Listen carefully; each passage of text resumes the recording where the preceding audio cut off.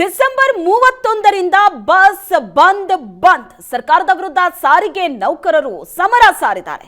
KSRTC BMTC ನೌಕರರಿಂದ ಮುಷ್ಕರ ನಡೆದಿದ್ದು December 31ರಿಂದ ಬಸ್ಗಳು ಬಂದ್ ಆಗುತ್ತೆ.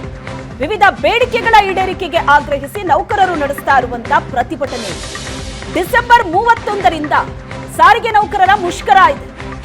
ಡಿಸೆಂಬರ್ 9ಕ್ಕೆ ಸರ್ಕಾರಕ್ಕೆ ನೋಟಿಸ್ ಹೋಗುತ್ತೆ. ಡಿಸೆಂಬರ್ 31ರಿಂದ ಬಸ್ ಬಂದ್ ಮಾಡಿ ಪ್ರತಿಭಟನೆ ನಡೆಸೋದಕ್ಕೆ ತೀರ್ಮಾನಿಸಲಾಗಿದೆ. ಸರ್ಕಾರಕ್ಕೆ ಹಲವು ಬಾರಿ ಡೆಡ್ಲೈನ್ ಅನ್ನ ನೀಡಲಾಗಿದೆ.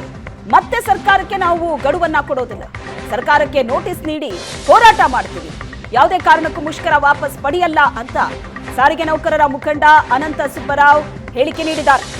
ಡಿಸೆಂಬರ್ 31ರಿಂದ ಬಸ್ಗಳನ್ನ ಬಂದ್ ಮಾಡಿ ಮುಷ್ಕರ ನಡೆಸೋದಕ್ಕೆ ನಿರ್ಧರಿಸಲಾಗಿದೆ. ಡಿಮಾಂಡ್ಗಳು ಕೊಟ್ಟು ಹೆಚ್ಚು ಕಡಿಮೆ 11 ತಿಂಗಳಾಯ್ತು ಸರ್ಕಾರದ ಮುಂದೆ.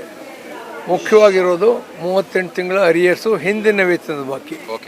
ಈಗ 1/1/24ರಿಂದ ಹೊಸದಾಗಿ ಆಗಬೇಕಾಗಿದೆ. ಇದೆರಡು ಚರ್ಚೆ ನಡೆದು ನಮಗೂ ಸರ್ಕಾರಕ್ಕೂ ಸರ್ಕಾರ ಒಂದು ಪೊಸಿಷನ್ ಏನು ತಗೊಂಡಿದೆ ಅಂದರೆ ನಿಗಮಗಳು ಪ್ರಯಾಣ ದರ ಏರಿಸೊರ್ತು ನಾವೇನು ಮಾಡೋಕ್ಕಾಗಲ್ಲ, ದುಡ್ಡಿಲ್ಲ ಅಂತ.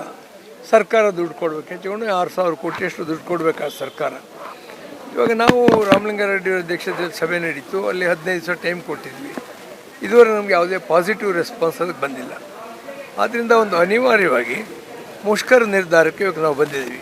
31ನೇ ತಾರೀಕು ಸ್ಟ್ರೈಕ್ ಅಂತ ನೋಟಿಸ್ ಕೊಡ್ತೀವಿ. ನಾವಲ್ಲಿ 9ನೇ ತಾರೀಕು ನೋಟಿಸ್ ಕೊಡ್ತೀವಿ. ಮ್ಯಾಂಡೇಟ್ರಿ ಪೀರಿಯಡ್ ಐಡಿ ಆಕ್ಟ್ ಪ್ರಕಾರ ಈ ನ್ಯೂ ಇಯರ್ ಆಚರಣೆ ಮಾಡೋ ಹತ್ರ ಬಯಸಬೇಕು ನಮಗೆ ಅಂತಿದ್ರೆ 31ಗೆ ಕೊಡ್ತೀವಿ. We don't mind. 31 ತಗೊಳ್ಳಿ.